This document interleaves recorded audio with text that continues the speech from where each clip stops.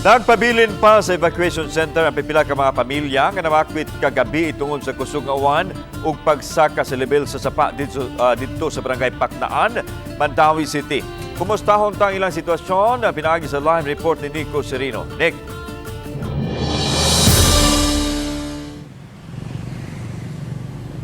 Yeslan, usa kining sitio Pagatpatan sakop sa barangay Paknaan nga maproblema gyud sa pagbaha. Matag higayon nga kusog kaayo ang uwan maong kagabi, gipabakwit ang mga residente.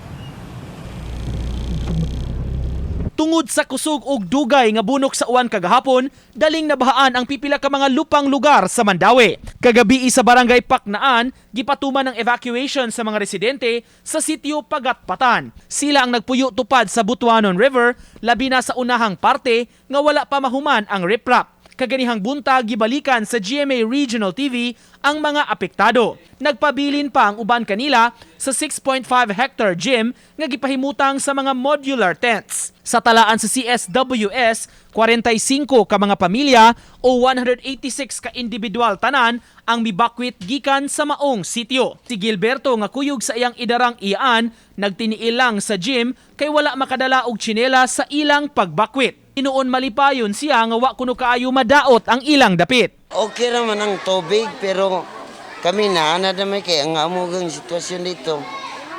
Naiuban nga lugar nga kanang lamom gid ang ilang kanang baha. Pero gikaluyan mis Ginoo. Ang taga City Health Office o City Nutrition Office misusisab sa medical condition sa mga residente. Tulo ka mga doktor ang mi-check up kanila, dungan sab sa paghatag og mga tambal sa mga nanginahanglan. Tagas og BP gyud ang taas og BP ang mga gisipon.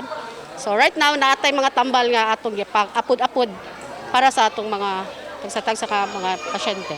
Gipasalig sa syudad nga pangitaan og temporaryong kabalhinan ang mga residente sa maong sitio. Ang nakontrobersyal nga luna sa syudad sa unahang parte ang planong himuon nga relocation site. Nakigtagbo sab ang mayor kaganiha sa mga department heads ug taga DPWH aron hisgutan ang problema sa baha. It's being worked out. Giluti-luti na ngadto. Hatagan ang taga-pamilya og 20 something to 30 square meters of area para matransferan lang. That is just for temporary. Kaya di ta maghuwat na naay disgrasya may tabo.